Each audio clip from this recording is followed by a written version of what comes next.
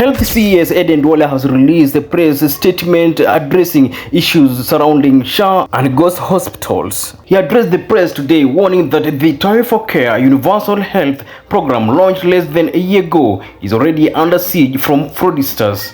According to the press statement, since October 2024, 82.7 billion Kenyan shillings has been claimed. 53 billion Kenyan shillings have been approved and paid. 10.6 billion Kenyan shillings was flagged and rejected as fraudulent.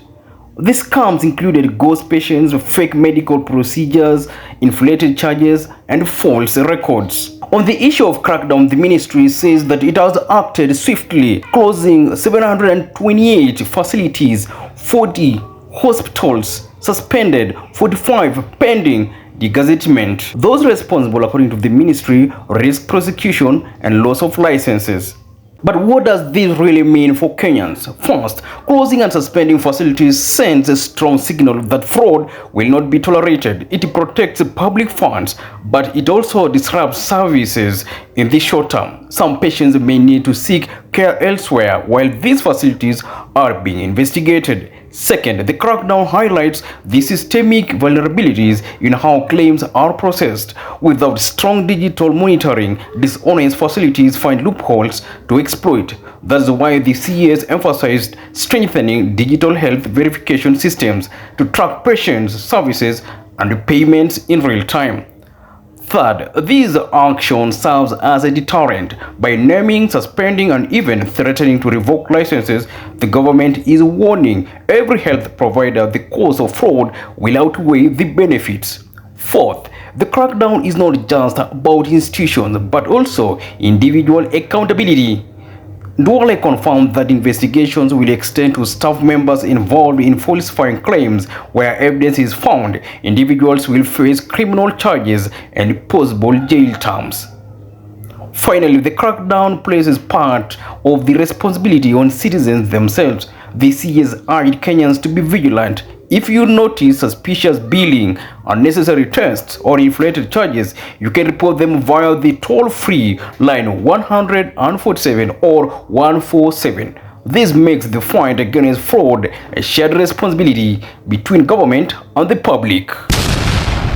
To put this into perspective, Duale noted, fraudulent practices in healthcare are a growing global challenge, accounting for up to 15% of total health expenditures. So while Kenya's situation is serious, it mirrors a broader global crisis.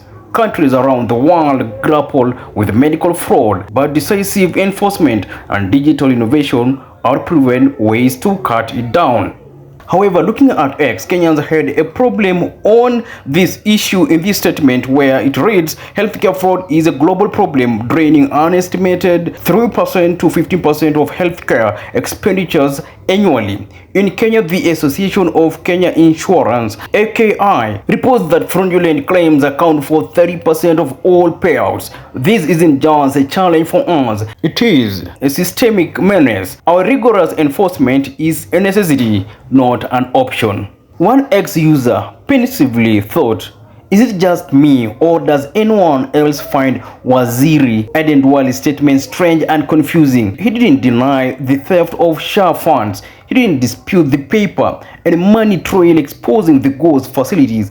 Yet somehow he chose to downplay the scale of this scandal and to polish over the rot. Maybe I am missing something, but it looks more like damage control than truth-telling. Still on X, Bonventure Nalugala added, with the enormous claims which include fraud, it simply means that SHA will soon be in debt like NHIF. Claims should not just be from health facilities, they should be authorized by a senior doctor. The doctor license should be tied to honest claims. By the way, to be honest, doctors, nurses, and other healthcare practitioners are corrupt. And if you looked at the previous report that I shared, health sector is one of the most corrupt one in this country. And also among professionals that are corrupt, doctors and nurses were listed. What does this tell you? It tells you that truly this is a problem that is in our society, that everyone is out here to be corrupt.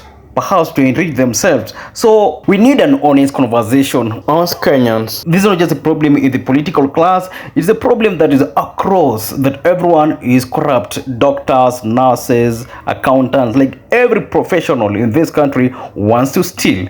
So what do you think of this statement, and what do you think should be done further?